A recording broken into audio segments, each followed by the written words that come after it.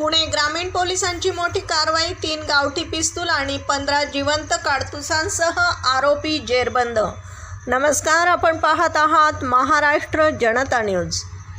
पुणे जिल्ह्यातून एक मोठी बातमी समोर येते। पुणे ग्रामीण पोलिसांच्या स्थानिक गुन्हे शाखा आणि यवत पोलिसांनी संयुक्तरित्या कारवाई करत 3 आरोपींना रंगेहात अटक केली आहे।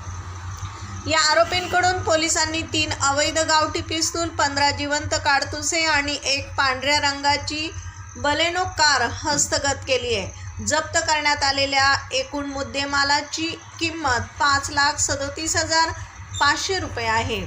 सदरची कारवाई यवत पोलीस स्टेशनच्या हद्दीतील भांडगाव गावाजवळ करण्यात आली आहे। स्थानिक गुन्हे शाखेच्या पथकाला गोपनीय बातमीद्वारा प्राप्त माहितीनुसार भांडगाव परिसरात एका पांढऱ्या रंगाच्या बलेनो कारमधून काही इसम अवैध हत्यारांसह फिरत आहेत। या माहितीच्या आधारे पोलिसांनी सोनाक्षी मंगल कार्यालयासमोर सापळा रचला आणि संशयित कार थांबवून तिची झडती घेतली। यावेळी कारमधील आरोपीकडे एक बेकायदेशीर शस्त्रसाठा आढळून आला। अटक करण्यात आलेले तिन्ही आरोपी यवत तालुका दौंड येथील रहिवासी असून त्यांची नावे मंगेश शंकर मासोळे, सूरज संजय शेलार आणि रोहित प्रेमदास बुजवणे अशी आहेत।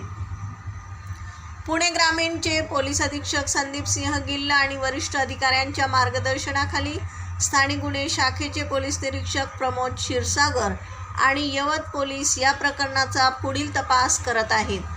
आरोपी अवैध पिस्तूल कुठून आणत होते आणि त्यांचा नेमका हेतू काय याचा शोध आता पोलीस घेत आहेत। प्रतिनिधीसह महाराष्ट्र जनता न्यूज पुणे।